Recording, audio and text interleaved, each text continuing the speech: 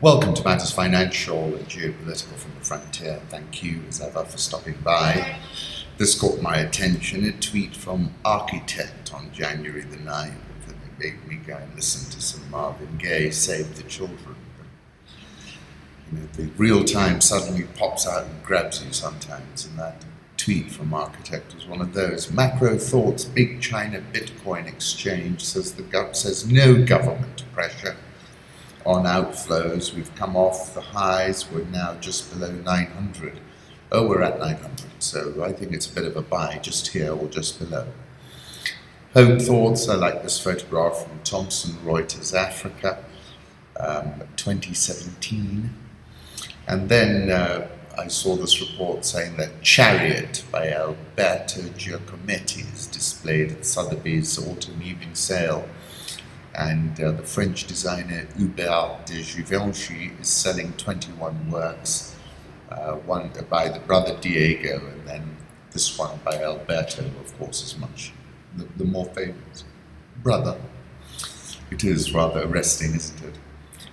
There is a road in the desert in Marsabit County where you are tempted to measure your speed in knots. Photo by D. Njeru.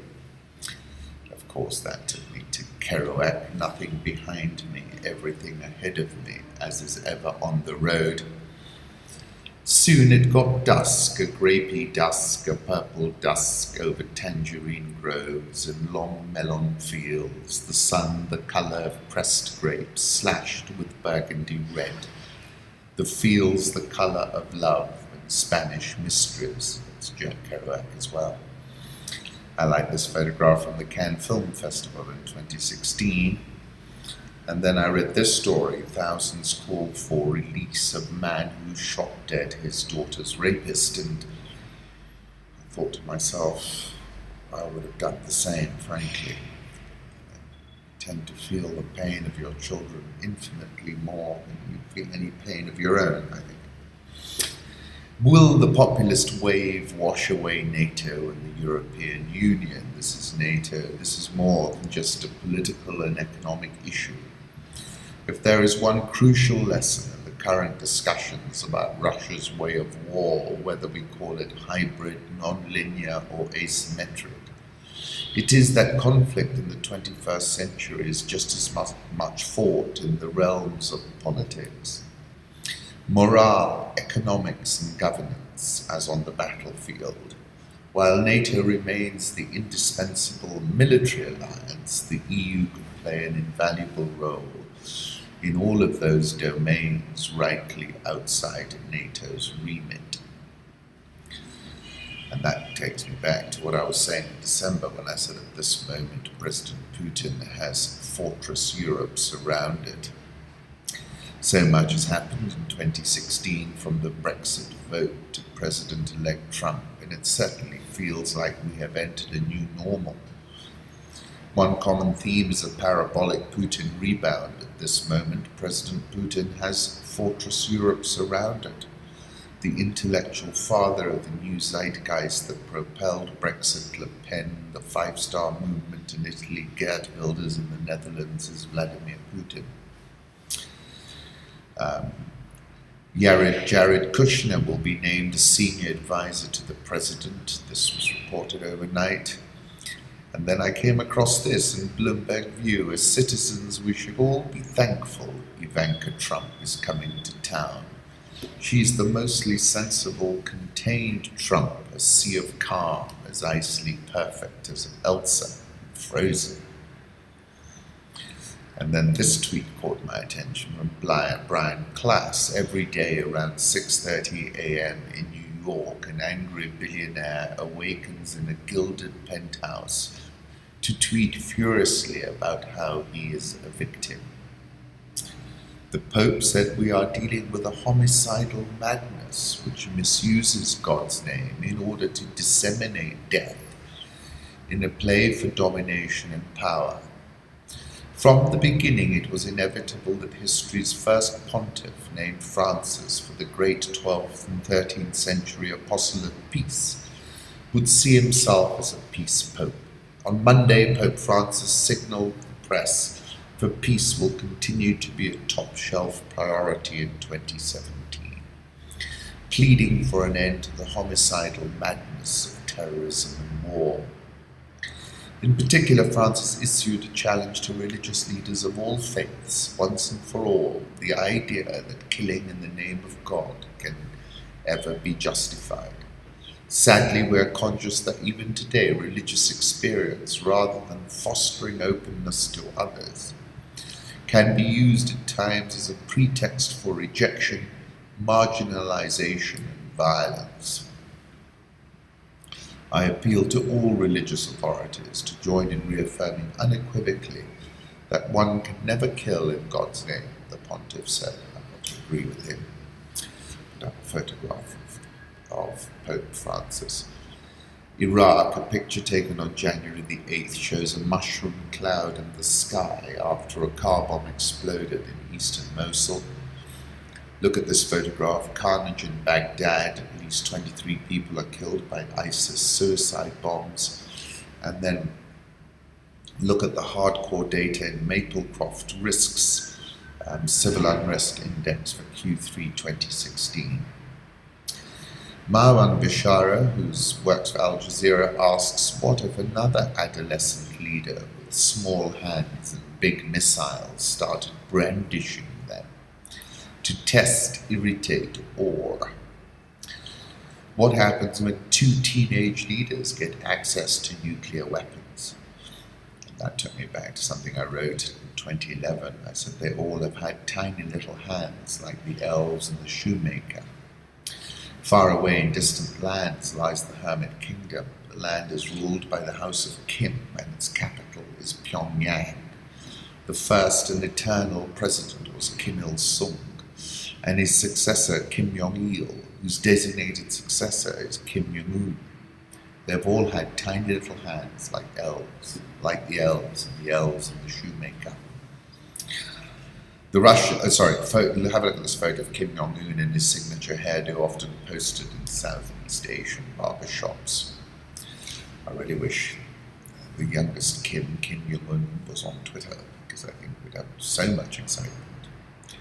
The Russians notified the United States about the flights using a special hotline between Russian forces in Syria and the American Air War Command at Al Udeid Air Base in Qatar.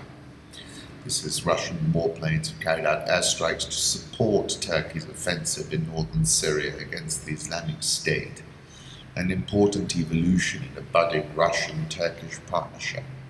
The deepening ties threaten to marginalize the United States in its struggle to shape Syria's ultimate fate.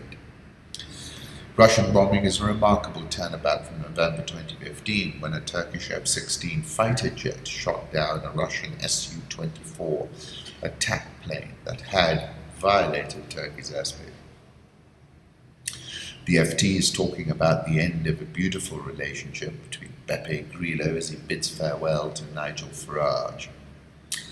He, of course, said this is the deflagration of an epoch. This is Beppe Grillo. It's the apocalypse of the information system, the TVs, of the big newspapers, of the intellectuals, of the journalists. And I was saying this is another important point. Traditional media has lost its position of control. It's been upended by the internet, which allowed insurgent politics to broadcast over the top. Interesting piece by Eli Lake, The Unraveling of Julian Assange. You almost have to feel sorry for Julian Assange, shut in at the Ecuadorian embassy in London without access to sunlight. The founder of WikiLeaks is reduced to self-parody these days. Look, I think he's did a tremendous service in terms of trying to reduce the degree of secrecy all across the world. I remember, the release of that video of Baghdad whilst during the war. But when it comes to what's happened here, I must say his response that Russia did not hand the emails to WikiLeaks was a very big giveaway, I think. Of course, Russia was never going to give him anything directly, but they could give it to someone else to give it to him, which is clearly what has happened.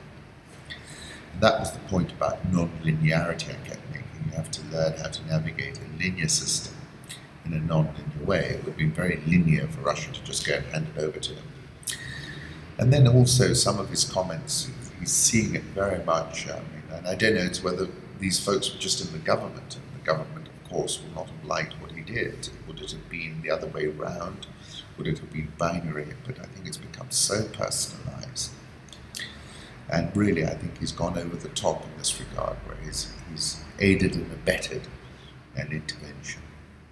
Former Iranian President Rafsanjani was a Shiite kingmaker. He helped elevate Khomeini, Khamenei, and Nasrallah, says the Asia Times.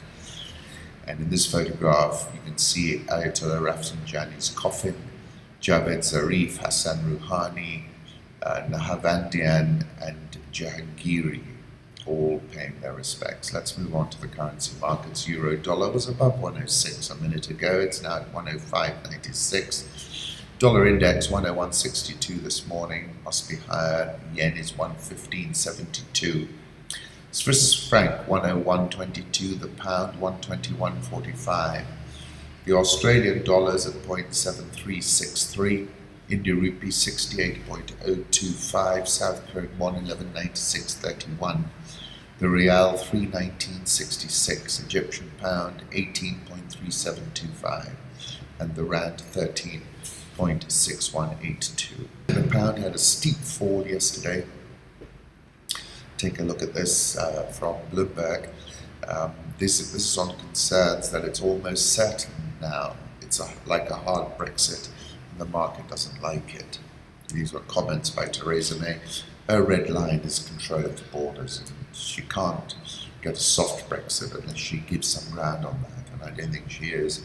US Treasuries gain as fresh Brexit risk drives demand for haven. Dollar index, I'll put up a 3-month chart. We've been ticking back, but we've got to keep an eye on it because there'll be an opportunity to re-enter again. Dollar yen has been a big mover. Take a look at this 1-month chart to get an idea of the movement. Commodity markets over the last 12 months, and thank you David Inglis for this. Rubber 104% higher, zinc 77% higher, Brent 64% higher, tin 54% higher, sugar 42% higher, lead 30% higher, copper 25%, nickel 21%, lumber 18%, aluminium 16%.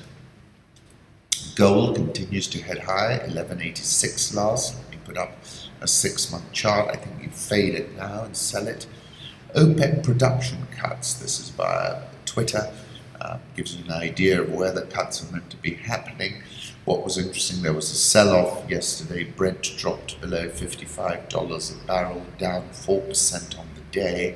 WTI got as low as $51.90. So we had a bit of a sell-off. And you know, I expected this. I was saying, actually I said it a while back, in November, I said I did not see WTI trading above 60 under any circumstances in 2017. This looked very tasty. Smoked salmon at Vinit Bhatia's restaurant. Trailblazer for gourmet Indian cuisine in London, picking up Michelin stars at Zyga and Rasoi Vinit Bhatia along the way. Relaunched his Chelsea flagship Rasoi in October, and it looks like he has set his sights on the second star. Look at this. Best performing stock market in 2017, Laos Composite Index, easily the best performing in the world in 2017, up 19% since the new year. Only 2 stocks, however. Turkish lira, which I described as being at the epicenter of the Syrian blowback, dropped to fresh lifetime lows, minus 4.3% early yesterday morning, and then fell even further in the afternoon. The top 10 stock indices that gave global investors the greatest returns in 2016 were all in emerging or frontier markets, according to data compiled by Bloomberg. Let's move on to Africa. Ethiopia needs to consolidate gains after the deadly unrest last year before it can lift a state of emergency that was imposed in October, the Prime Minister said on Monday. Should be seen in the perspective that we have to consolidate the gains that we have made so far. measure had helped to restore normalcy. It's like a pressure cooker, isn't it? I think it will blow again. Tullow Oil has agreed to transfer 21.57% of its 33.33% interest in Uganda to Total for $900 million. And essentially, it's sort of they're retaining a share just above 10%. 11.76%, which will reduce to 10% when the government of Uganda formally exercises its right to buy back in 200 million in cash, consisting of 100 million on completion of the transaction and 50 million at both final investment decision and first oil, 700 million in deferred consideration, which will be used by Tullow to fund the company shares of the costs of the upstream development project and the associated export pipeline project. Somebody was saying that they thought it was a cheap price, but we've had the price looking as if it's going to fall again. I think it's going to prove to be quite a smart move on Heavy's part. China willing to expand cooperation with Zimbabwe, Xi tells Mugabe. Xi made the remarks when meeting with his Zimbabwean counterpart Robert Gabriel Mugabe at the Durutai State Guest House. Interesting piece in the New York Times. In Zimbabwe, a First Lady exerts her power.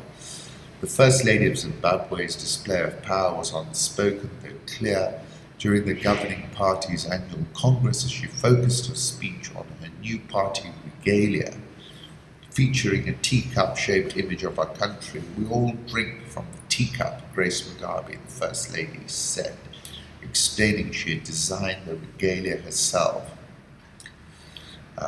She is, to many people, the real power behind the throne, vowing to keep her husband in office until his death while she consolidates her support. She told supporters recently that she was already the president, planning and doing everything with her husband. The signs of Miss Mugabe's great stature are unmistakable. On stage at the party congress, she sat closest to her husband, who a couple of months shy of 93 years old, dozed through most of the speeches. Party leaders invariably praised her also. Forward with President Mugabe, forward with Dr. Amai Grace Mugabe. After husband dies, will she hop on a plane for Dubai or elsewhere in Asia where she and her children have established homes? The Mugabes are thought to have more than $1 billion invested outside Zimbabwe. It has proved to be rough waters, but she can cope with it. She is a rough swimmer. I will be limit short Grace Mugabe the day President Mugabe dies. South African all shares up 0.78% this year. Dollar rand. Rand is firm, 13.6182. Egyptian pound has also bounced. It's back now above 18.37. Got as low as 19.5 and got as high as 17.99 in the last 2 to 3 weeks. Devaluation looms for Nigeria, even as forwards ease on oil. Nigerian Naira's recovery in the forwards market may be deceptive. The currency is destined to weaken. However long policymakers hold out. 6-month contracts declined to their lowest level since September last week, as crude oil, Nigeria's top export, advanced about 20% after OPEC agreed a production cut in November. President Buhari has simply got to capitulate, and therefore I expect to see another fall in the Naira, unless the oil price goes back to $80, and it's not going to do that. Nigerian oil share down 1.1% this year. I saw this tweet: Raila Odinga and Hassan Ali Joho in Ghana. I think Ghanaians need to apologize to Kenya's former Prime Minister for lack of protocol. Ghana Stock Exchange is up 0.6% this year. Investors are selling Mozambique's Eurobond. That was yesterday after JP Morgan said it would probably default this month. We've been speaking about that for quite a while. Interesting piece by Razia Khan, Growth, Trump and Debt in Africa, Key Economic Trends to Watch in 2017. Do take a look. And then coming to Kenya, CBK's liquidity injections into commercial banks hit a record high last month. It looks like a number of banks We're in HDUs, says George Bowler. Just look at the number. The shilling has fallen 1.17% versus the dollar since the start of 2017 and 2.167% since November 8. I cite November 8 because that was when Donald J. Trump was elected, and his election was the starting pistol for a sharp Trump rally. Kenya shilling 103.89 last. Nairobi all share minus 3.36% in 2017. The bear run has continued at the Securities Exchange. All share closed yesterday at a 28-month low. NSE 20 is outperforming the all share at the moment, down 2.16% this year. Toyota Shusho has taken full control of motor vehicle dealers DT Dobie in Sika Motors after buying all the shares of the parent company CFAO Group. If you're interested in checking into any listed share at the Nairobi Securities Exchange, just scroll down Rich Wrap-Ups, there's a link there for you. There's been a phenomenal social media response to the president opening a non-motorized footbridge in Mombasa. Everyone's been opening everything they can possibly think of. It's got on the BBC as well. As I said, the stock market has been very weak on a bear run. Safaricom was down minus 0.54% to close at a 20-week low of 1850. WPP Scan Group up 3.68%. Kenya Airways up 0.88% to close at 570. Standard Chartered, the only share that produced a positive return last year, firmed 1.09%. KCB eased back 1.8%. Equity eased back 1.739%. Canal Cobalt was up 1.7%, and that's been an outperformer all through 2016. I hope the year's going well, and I appreciate the fact that you're here at the end of this podcast.